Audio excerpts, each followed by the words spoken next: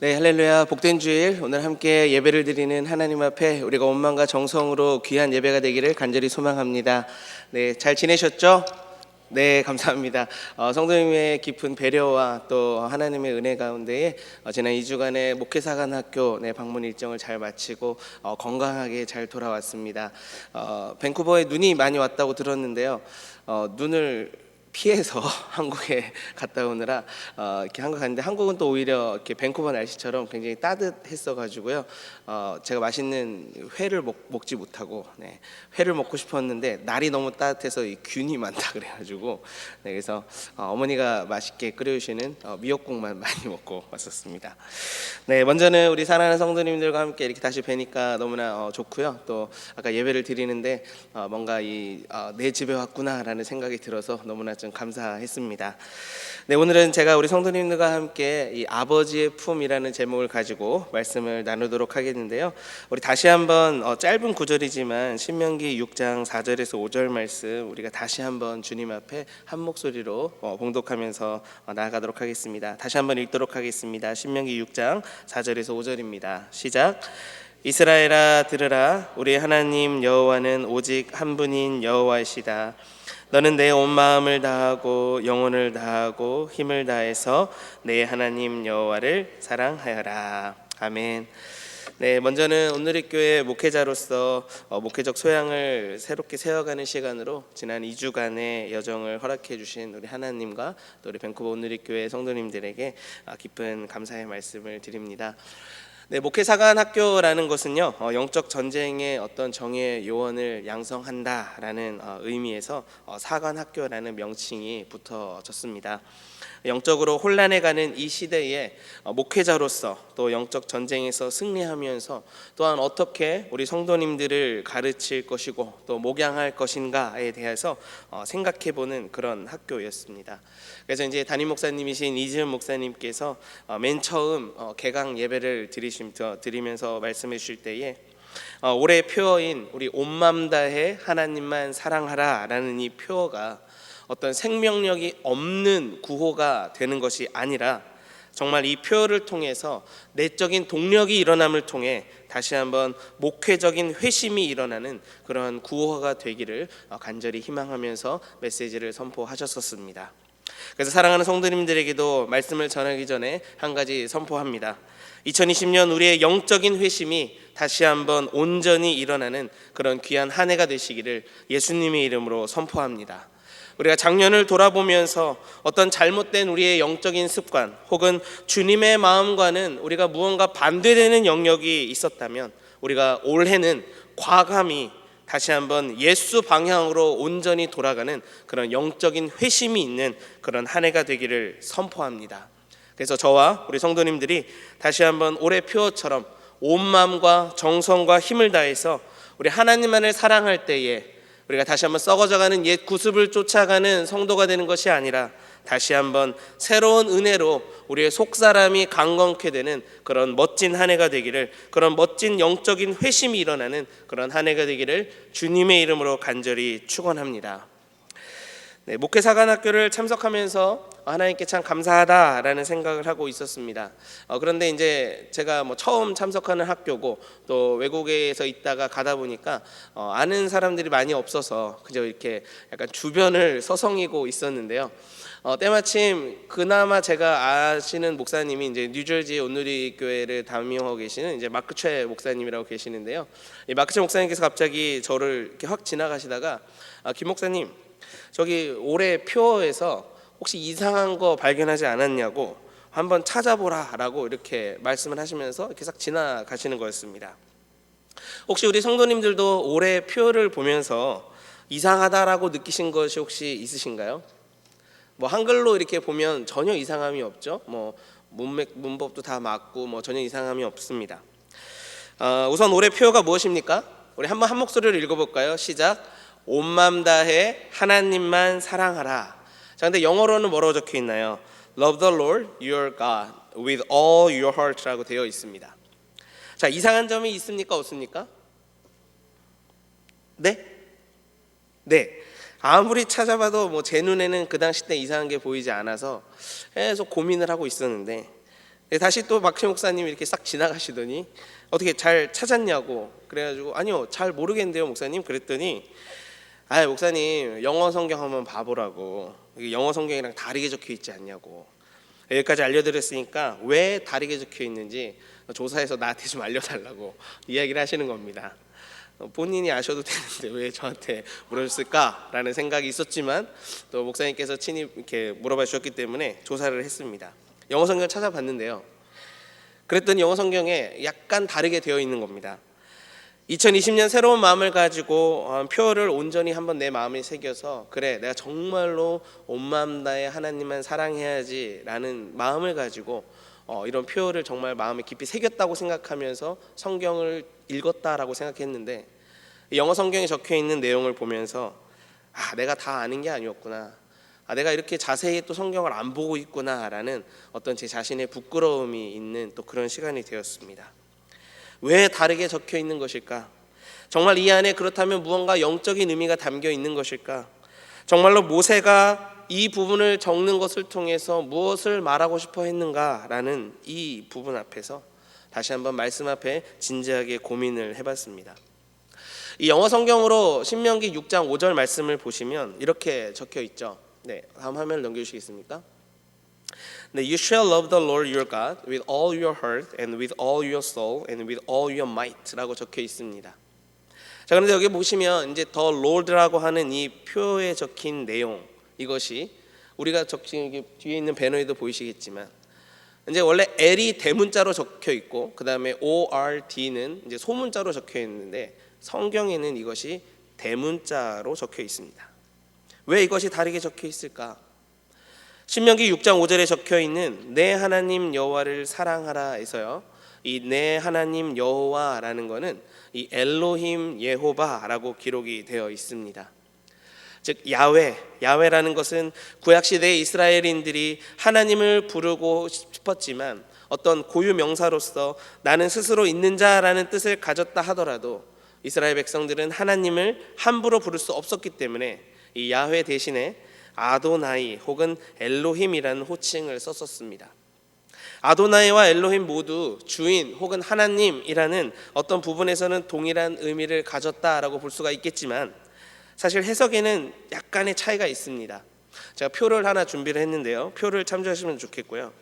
이 구약에서 엘로힘 예호바 혹은 아도나임 예호바라고 적혀 있는 부분은 특별히 엘로힘 예호바는 2244번 나오는 반면에 아도나이 하나님은 414번만 등장을 합니다. 특별히 신약에서는 그것을 따로 구분하지 않고 히브리어에서 그리스어로 바꾸면서 이 의미를 한 가지로 통일하다 보니까 큐리오스라는 단어를 통해서 아도나이 하나님, 엘로이 하나님을 같은 의미로 사용을 하고 있습니다. 자, 그렇다면 현재 2020년 우리가 표라고 할 수 있는 신명기 6장 5절에 나오는 이 하나님은 어떤 명칭이 될 수 있을까요? 이것은 엘로힘 여호와를 사용하고 있기 때문에 그 밑에 뭐라고 적혀 있습니까? 엘로힘의 뜻은 하나님은 우리의 구원자이시다 라는 것으로 이해함을 가지고 우리가 이 표어를 선포하고 있어야 하는 것입니다. 때마침 이 부분을 막 조사하고 막주 목사님과 이야기를 하고 있었는데 또 그 옆에 계셨던 어느 한 목사님께서 그렇게 이게 뭐 그렇게 큰 차이는 없다라고 이야기하시면서 성도님들은 이 부분을 뭐 그렇게 깊이 알지 않아도 뭐 신앙생활하는데 어렵지 않다라고 이렇게 이야기를 하셨었습니다. 네, 물론 맞는 말이죠. 이렇게 뭐 큰 차이를 둔다라고는 할 수가 없습니다. 또한 신약에 이미 와서 바울이 자신의 서신서에서 혹은 마태, 마가 복음서에서는 이미 큐리오스라는 단어를 통해서 두 가지를 혼용하고 있기 때문에 무언가 이 안에서 큰 의미를 부여하지 않아도 되는 것처럼 보여질 수가 있습니다. 그런데 그냥 지나치기에는 이 안에 담겨있는 어떤 영적인 의미가 혹시나 너무 크진 않을까라는 생각 때문에 결코 가볍게 넘어갈 수가 없었습니다. 사랑하는 성도님, 이 안의 의미는 어떻습니까? 모세가 우리를 구원한 분은 오직 하나님이 유일하시다라는 이 고백이 이 안에 들어가 있기 때문에 이 안에는 굉장히 큰 영적인 의미가 있는 것입니다. 단순히 아도나이, 큐리오스에도 그런 의미를 내포하고는 있지만 사실 신명기 6장 4절과 5절에서 근거를 두고 있는 우리 하나님 한 분은 유일하신 분이시다라는 것은 신명기 4장 35절과 39절에서 고백하고 있는 그 내용의 근거를 둠으로 인해서 구원자 되시는, 정말 우리 하나님은 이스라엘의 어떤 고통과 고난 그리고 환난 가운데에서도 우리를 구원하신 유일하신 하나님이시다라는 부분으로 표현되고 있기 때문에 우리 또한 그 모세가 전달하고자 했던 그 마음처럼 엘로힘 여호와, 하나님은 우리의 구원자시다라는 그러한 마음을 가지고 우리가 신명기 6장 4절에서 5절 말씀, 또 우리 2020년 이 표현을 바라봐야 하지 않을까 생각을 했습니다. 그래서 나의 약함과 어려움, 나의 고통과 고난에도 불구하고 나를 구원의 길로 인도하시는 그 구원의 하나님, 온전하신 그 유일하신 그 하나님 한 분밖에 없구나라는 그러한 심정을 가지고 우리가 엘로힘 하나님을 선포하는 그러한 우리의 2020년 표어가 되지 않아야 될까 생각을 해봤습니다. 사실 이스라엘은 가나안 땅의 평유를 누리면서요, 그것에 유혹되어 하나님을 잊지 않기 위해서 하나님께 온전한 관심을 집중해야 하는 것을 요청받았었습니다. 신명기 6장 앞에 위치한 신명기 5장에서는요, 하나님께서 이스라엘 백성들에게 출애굽기 20장에서 제시했던 그 10계명의 첫 번째 내용을 다시 한번 언급하고 있는 모세의 설교가 신명기 5장에 등장합니다. 자, 그런데 그것을 다 들었던 출애굽 1세대 이스라엘 백성들이 이렇게 이야기를 했는데요. 신명기 5장 24절과 25절 말씀입니다. 우리 한 목소리로 함께 봉독하도록 하겠습니다. 시작. 그리고 너희가 말했다. 우리 하나님 여호와께서 그분의 영광과 위엄을 우리에게 보여주셨고 불 가운데서 나오는 그분의 음성을 우리가 들었습니다. 우리는 오늘 하나님이 말씀하시는 소리를 듣고도 사람이 살 수 있음을 보게 된 것입니다. 그러나 이제 우리가 왜 죽어야 합니까? 우리가 우리 하나님 여호와의 음성을 더 들었다가는 그 큰 불이 우리를 살라버려 우리가 죽게 될 것입니다. 이스라엘 백성들은 하나님의 음성 듣기를 두려워했습니다. 왜냐하면 그 음성을 듣는다라는 것은 내가 죽는구나라는 것과 동일했기 때문입니다. 그래서 이스라엘 백성들이 이어서 모세에게 이렇게 고백하는 거죠. 5장 27절 말씀인데요. 그러니 당신이 가까이 나아가서 우리 하나님 여호와께 말씀하시는 것을, 모든 것을 들은 다음에 그 하나님 여호와께서 당신에게 말씀하시는 것을 우리에게 전해주세요. 그러면 우리가 그저 그것에 순종하고 듣겠습니다 라고 고백한 것입니다. 즉 이스라엘 백성들이 모세에게 부탁한 것이죠. 그리고 하나님께서는 이러한 이스라엘 백성들의 말을 들으시고는 그래, 그 말이 맞다라고 하시면서 이스라엘 백성들은 잠시 장막으로 돌려보내고 모세에게 하나님이 전달하고자 하는, 즉 이스라엘 백성들에게 전달하시고자 하는 그 말을 모세에게 전달하셨습니다. 자, 그리고 나서 모세가 이스라엘 백성들을 이제 불러 모았죠. 그리고 신명기 6장 1절부터 3절까지 해서 서론에 관련된 내용으로서, 그래 내가 하나님께 이제 이런 말씀을 들었어, 내가 이런 말 들은 거를 자 이제 이야기하려고 하는데, 이제부터 이야기하는 이 내용을 너희가 잘 지키면 너희들이 오래 살 것이고 너희들이 번창하게 될 것이야 라고 말하면서 이어서 첫 마디로 이렇게 이야기를 합니다. 바로 쉐마 이스라엘 이라고 고백을 합니다. 쉐마는 들어라, 경청하라 라는 의미를 담고 있는 히브리어입니다. 하나님의 음성을 들은 이 모세가 이스라엘 백성들이 요단강을 건너서 이제 가나안 땅으로 들어가려고 했을 때에 하나님께서 그들에게 주시고자 했던 그 첫 마디, 그렇기 때문에 아직도 유대인들은 이 신명기 6장 4절에서 5절 말씀을 자신들이 작은 가죽 주머니 안에 넣어두었다가 매일 아침 저녁으로 하루에 2번씩 그것을 읽으면서 생활하고 있습니다. 자, 그 첫 말이 무엇입니까? 하나님이 모세와 이야기하신 후에 그것을 들은 그 모세가 이스라엘 백성들에게 전달해 주고자 했던 그 첫말, 쉐마 이스라엘이라고 이야기하면서 하나님께서 전해주고 했던 그 첫말, 우리가 다시 한번 신명기 6장 4절과 5절을 한 목소리로 봉독하도록 하겠습니다. 시작. 이스라엘아 들으라. 우리 하나님 여호와는 오직 한 분인 여호와이시다. 너는 내 온 마음을 다하고 영혼을 다하고 힘을 다해서 내 하나님 여호와를 사랑하여라. 십계명의 제1계명과 신명기 6장 4절의 5절 말씀을 좀 비교해 봤는데 한번 보실까요? 십계명 제1계명이 출애굽기 20장 2절부터 3절까지에 나타나고 또한 신명기 5장 6절에서 7절에 나타납니다. 거기에 적혀있는 구절은 나는 너희를 이집트에서 그 종으로 있었던 땅에서 이끌어낸 너희 하나님 여호와다. 그리고 나서 제1계명이 등장하죠. 너는 나 외에는 다른 신들을 내게 두지 말라. 개역 개정으로 되어 있긴 합니다.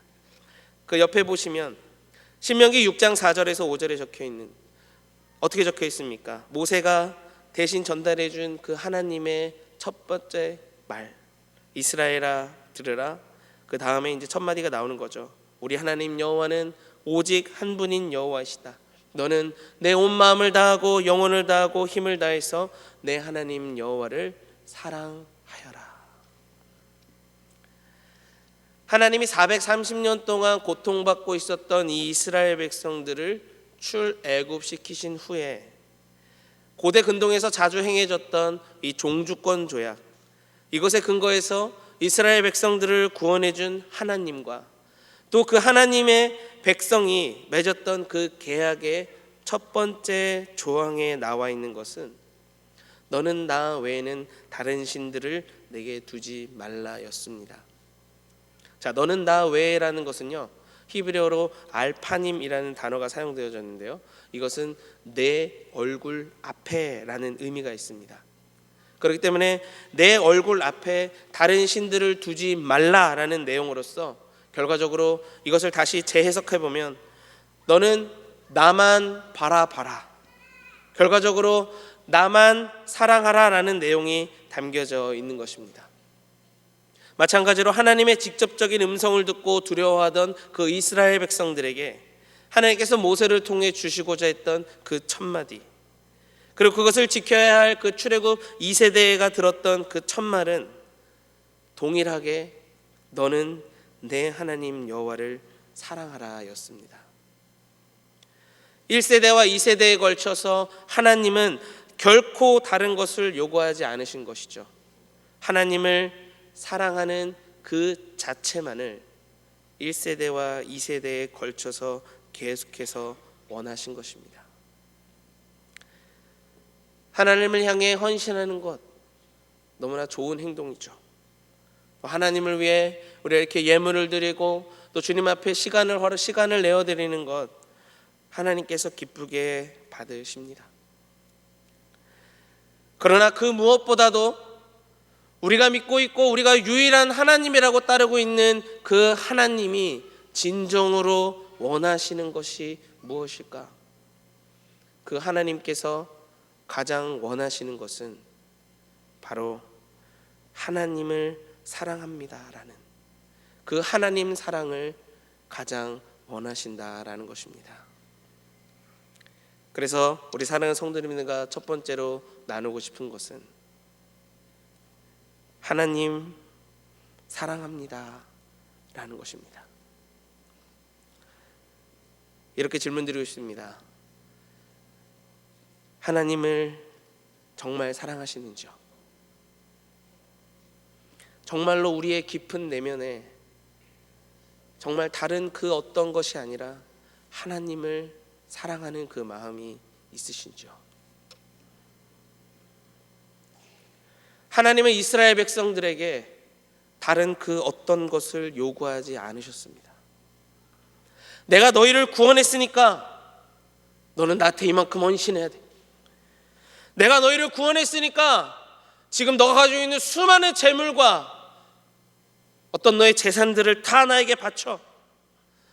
내가 너희를 구원했으니까 너는 내가 좋아하는 일들만 해야 돼. 우리 하나님은 이렇게 강요하지 않으셨다라는 것이죠. 고대 근동의 다른 신들은요, 자신을 구원해 준 대가로 그 백성들의 첫 아들을 바쳐야 했을 정도로 잔인한 일들을 일삼았었습니다.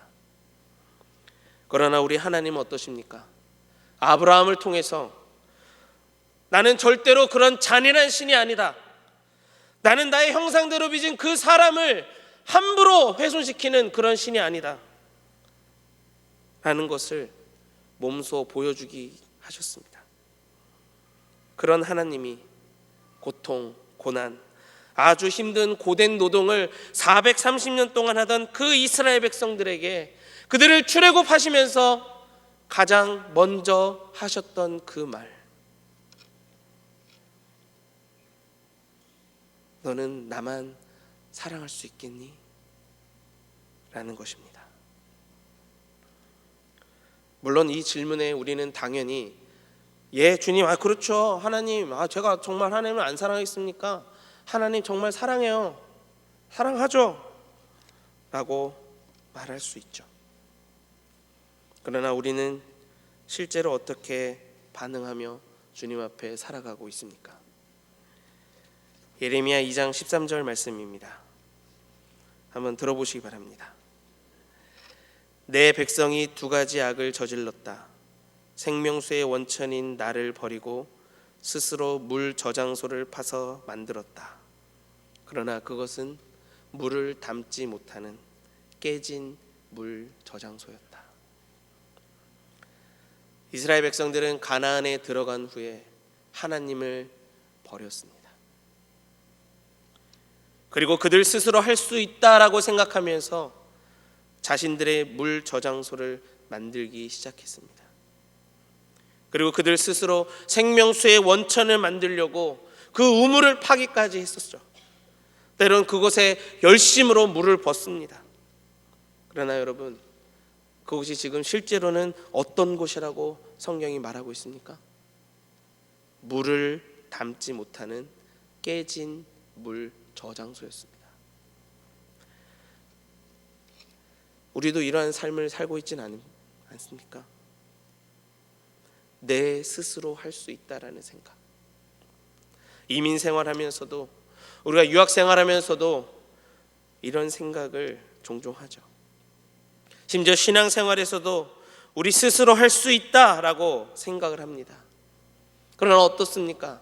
하지만 그 안에 굉장한 무언가 모르는 그 허무함, 그 공허함이 우리 가운데 찾아옵니다. 정말 열심히 살아가는데, 정말 내 자녀를 위해서 열심히 살아가는데 이상하게도 그 안에 허전함과 공허함이 존재합니다.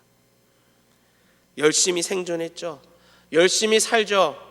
좌우도 돌아보지 않고 우리가 이민 생활하면서 정말 최선을 다해서 그 어렵다던 이민 생활을 했습니다.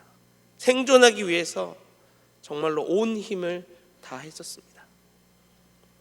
그런데 갑자기 어느 한순간에 찾아오는 그 공허함, 그 허전함이 나를 무너뜨리는 것을 우리는 경험합니다. 정말 안타깝지만 그런 상황에 내 자신이 들어가기만 한다면 이전에 받았던 그 어떤 훈련과 내 안에 담겨있는 성경 구절과는 상관없이 그저 한 방에 내 자신의 내면이 무너집니다. 정말 열심히 살았는데, 정말 최선을 다했는데, 심지어 교회에서도 내가 최선을 다해서 정말 신앙생활을 했는데 나에게 주는 그 어려움, 그 고통, 예기치 못한 고난, 공허함, 무언가 모를 그 허전한 마음 때문에 우리가 한 번에 무너집니다. 이렇게 무너지는 이 모습을 바라보시는 우리 하나님 아버지는 과연 어떤 심정이실까? 목회사관학교 참석을 앞두고 이번 한국 방문에서는 좀 제 부모님과 함께 시간을 보내야 되겠다라는 생각을 많이 했었습니다. 개인적으로는 밴쿠버에 온 지 한 11년이 지나가는 시점에서 그동안 이 부모님의 마음은 어떠셨는지, 또 3대 독자인 제가 외아들을 보내는 그 아버지 어머니의 심정이 어떠셨을까? 특별히는 아버지와 우연찮게 커피를 마시면서 1시간 반 동안 진지하게 대화하는 그런 시간을 가졌었습니다. 다른 것보다도 저희 아버지께서 저에게 그동안 참 수고 많았다라고 먼저 격려를 해주셨습니다. 그러면서 열심히 살아준 것에 부모로서 참 고맙다라고 말씀을 해주셨습니다.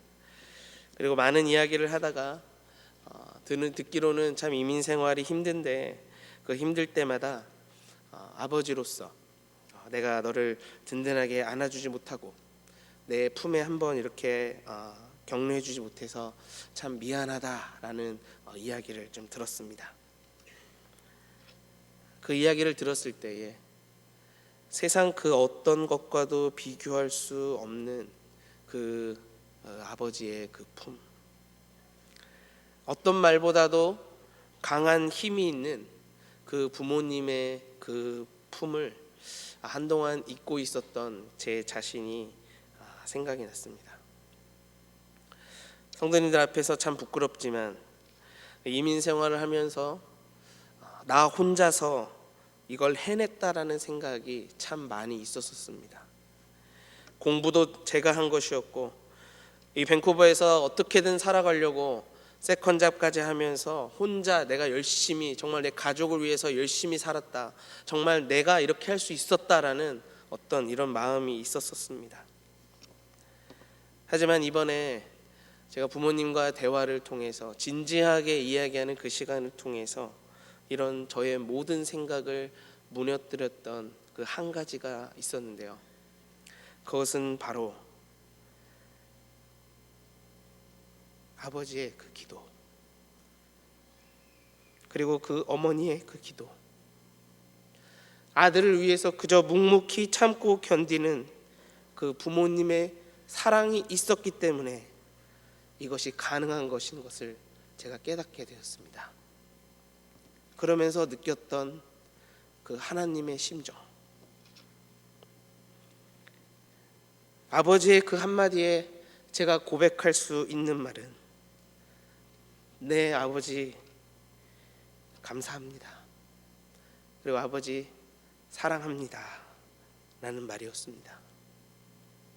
이 말을 들은 아버지의 눈에 눈물이 흐르는 모습을 보면서 하나님의 그 심정을 다시 한번 느껴봤습니다. 자녀가 부모를 향해서 부모님 사랑합니다 라는 말을 들을 때에 저도 부모인지라 부모인 저도 기분이 너무나 좋을 것 같은데, 여러분, 우리 하나님께 우리가 그렇게 하나님 사랑합니다 라는 고백을 드릴 때에 우리의 영적인 아버지 되시는 그 하나님이 얼마나 기뻐하실까?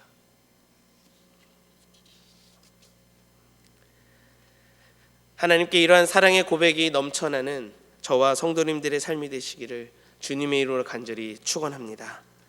또한 이러한 고백을 통해서 우리의 허전한 마음, 우리의 공허한 마음에 다시금 완전하신 우리 주님의 그 사랑으로 채워져서 우리가 올 한 해 다시 한번 영적인 회복이 일어나게 되기를 주님의 이름으로 간절히 소망합니다.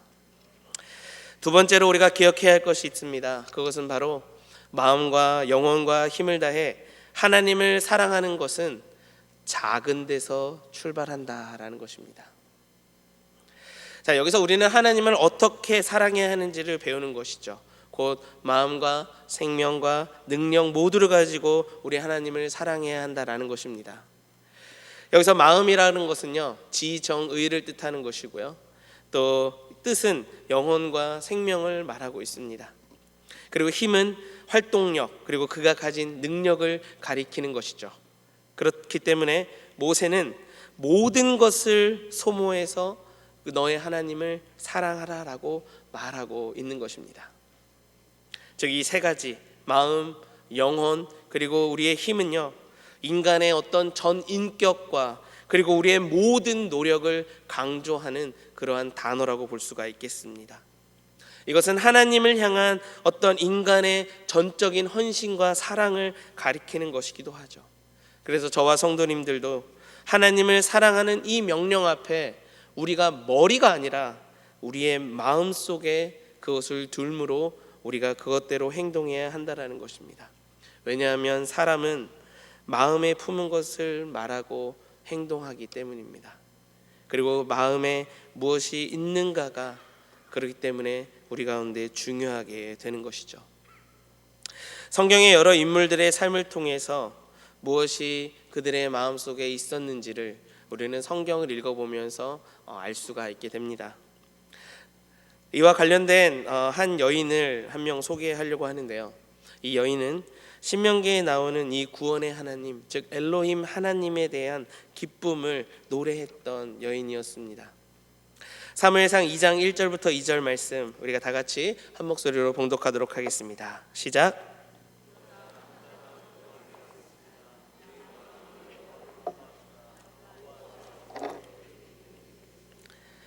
레위 원수들을 향해 자랑합니다. 내가 주의 구원을 기뻐하기 때문입니다. 여호와처럼 거룩하신 분은 없습니다. 주 외에 다른 분은 없습니다. 우리 하나님 같은 반석은 없습니다. 아멘. 네, 신명기에 나타난 여호와 하나님, 이것은 제가 구원의 하나님, 즉 엘로힘 예호와를 말하는 것이라고 말씀을 드렸습니다. 방금 말씀드린 이 한나라는 인물, 이 여인 또한 자신의 고백에서 이 주의 구원을 기뻐합니다라고 했는데요. 이 주라는 표현이 엘로힘 하나님이라는 표현입니다. 그렇기 때문에 또한 이 한나는 여호와처럼 거룩하신 분은 없습니다라는 표현 때문에서라도 그런지 무언가 신명기 6장 4절에서 5절에서 말하고 있는 그 여호와 하나님과 동일하게 무언가 말하고 있는 것은 아닌가 생각이 들었습니다.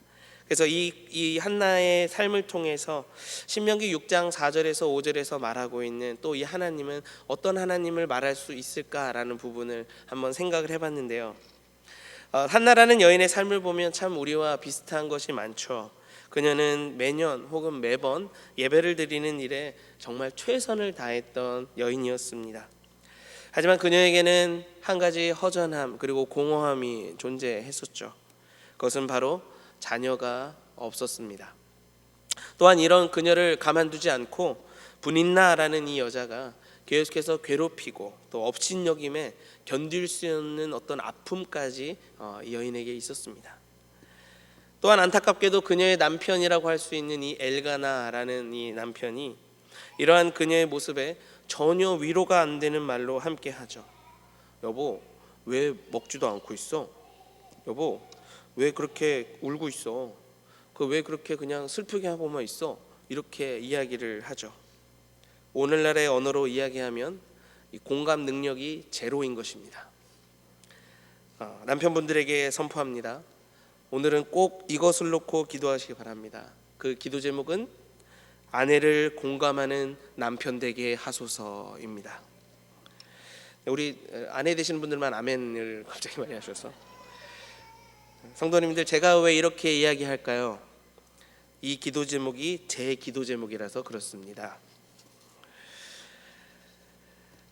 그렇지만 한나는 이런 상황에서 어떻게 하시는지 한번 보시겠습니까? 사무엘상 1장 10절 말씀인데요. 이렇게 적혀 있습니다. 한나는 마음이 너무나 괴로워 울고 또 울면서 여호와께 기도했습니다 라고 적혀 있습니다. 그녀는 공허했지만, 허전했지만, 남편이 공감해주지 못해 마음이 괴로웠지만 그는 기도했었습니다. 그 기도는 마음속으로 하는 기도였죠. 그만큼 한나는 자신의 아픔을 조용히 하나님께 간절히 외치는 것에 집중했던 사람임을 나타내 주는 것입니다. 이러한 한나의 마음을 아시는 하나님께서 한나의 태를 이제는 열어주시게 되고 그렇게 태어난 아들이 누구입니까? 사무엘이 된 것입니다. 이 사무엘은 구약의 예수님으로 종종 예표되어 나타내고 있죠. 구약의 예수님은 선택하는 이유가 있는데요. 그것은 사무엘이 선지자였고 또 이스라엘의 사사였고 또 실제적인 통치자였습니다. 이러한 사무엘의 어머니가 바로 한나라는 여인인 것이죠. 한나가 사무엘을 하나님께 서원한 후에 하나님께 그 기쁨에 감겨 여호와 하나님은 한 분이시다. 그 거룩한 하나님이 나에게 이런 일을 행하셨다. 그 구원의 기쁨의 하나님이 나에게 이런 놀라운 일을 행하셨다라는 감사의 고백이 있는 것이 바로 사무엘상 2장 1절부터 2절의 내용이 되겠습니다. 자, 아들을 낳고 서원했기 때문에 한나는 자신의 할 일을 나는 이제 다 끝났다.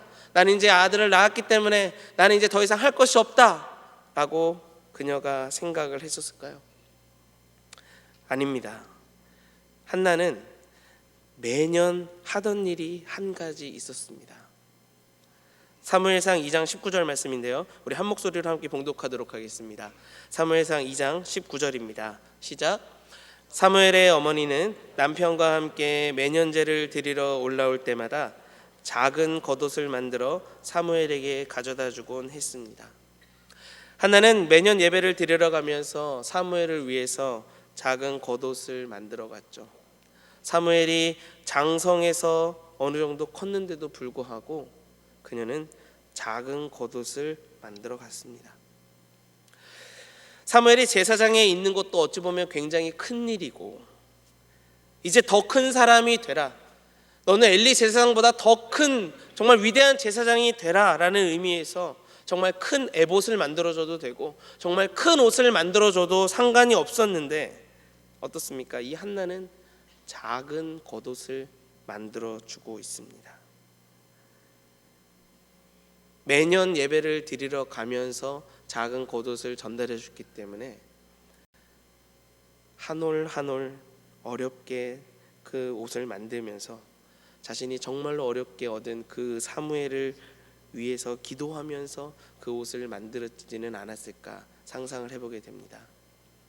그렇다면 이런 생각도 들죠. 왜 한나는 굳이 작은 겉옷을 만들었을까? 그것은 하나님 앞에서 항상 작은 마음을 가지고 사랑하라라는 그 어머니의 마음이 있지는 않았는지 생각을 해보게 됐습니다. 우리의 온 마음과 영혼과 힘을 다해 하나님을 사랑할 때요, 여러분, 정말 우리가 어떤 큰 것으로 하나님을 사랑해야 하는 것이 먼저 돼야 되는 것일까요? 신명기 6장 4절에서 5절은 쉐마라고 말씀을 드렸습니다. 이 말씀을 유대인들이 어디에 넣는다고 제가 말씀드렸습니까? 유대인들이 작은 가죽 주머니 안에 넣는다라고 말씀을 드렸습니다. 하나님의 말씀은 크고 놀라운 일을 행하시는데 그것을 믿는다라고 하면서도 왜 유대인들은 그것을 그 작은 주머니에 넣어서 그 쉐마를 하루에 2번 고백할까? 하루에 2번 신명기 6장 4절에서 5절 이 쉐마를 고백하는 것은요, 결코 큰 일이 아닙니다. 굉장히 작은 일이죠. 몇 분이나 걸리겠습니까? 30초도 안 걸리는 일입니다. 굉장히 짧은 고백인 것이죠. 그런데 이러한 고백을 매일 2번씩 평생 고백하는 것으로 본다면 이것은 결코 작은 일이 아닙니다. 우리는 하나님을 섬긴다면서도, 하나님을 사랑한다라고 고백하면서도 정말로 남들이 몰라주는 그 작은 일, 정말 남들이 생각지도 못했던 그 작은 일에 헌신하면서 우리가 하나님을 사랑하는 그러한 마음으로 그것을 실천하고 있는지요. 그거 이전에 내가 다 해본 거야. 이제 나는 그런 일 하기에는 내가 좀 이렇게 컸지. 우리가 이렇게 생각하고 있지는 않으시죠. 그렇기 때문에 우리가 온 마음과 온 영혼과 온 힘을 다해서 우리가 하나님 여호와를 사랑하라라는 것은 하나님 앞에서 항상 작은 자의 마음으로 하나님을 깊이 사랑하라라는 영적 고백이 이 가운데 있는 것입니다. 그러한 작은 자로서의 진솔한 고백이 우리 가운데 있는지 우리가 점검해야 하는 것입니다. 이사야서 60장 22절 말씀 우리가 한 목소리로 다 같이 봉독하도록 하겠습니다. 이사야서 60장 22절 말씀입니다. 시작. 가장 작은 사람이 천명으로 불어나고 가장 약한 사람이 강한 민족이 될 것이다. 때가 되면 나 여호와가 이를 서둘러 이루겠다. 작은 자의 마음을 가진 사람은 결론적으로 그 수가 많아질 것이고 가장 약한 사람 또한 강한 민족이 오히려 그것이 될 것이다 라고 말씀하셨습니다. 이러한 일을 위해서 우리 하나님께서 한 분을 준비시켜 주시죠. 심지어 그는 가장 작은 마음으로 오셨고 가장 작은 마을에서 태어나셨고 가장 약한 사람으로 오셨습니다. 그분이 누구십니까? 네, 자신 있게 이야기하시죠. 그분이 예수 그리스도이십니다. 근데 사랑하는 성도님, 이 예수님이요, 유일하게 우리 예수님만 유일하게 경험하신 것이 한 가지 있습니다. 그것이 무엇인지 아십니까? 요한복음 1장 18절 말씀인데요, 제가 읽어드리겠습니다. 지금까지 아무도 하나님을 본 사람이 없었습니다. 그러나 아버지 품에 계시는 독생자께서 하나님을 알려주셨습니다. 그 작은 자로 오신 그 예수님께서 우리에게 무엇을 알려주시기 원하십니까? 예수님만이 경험한 그 하나님 아버지의 그 품을 우리에게 알려주시기 원하신 것입니다.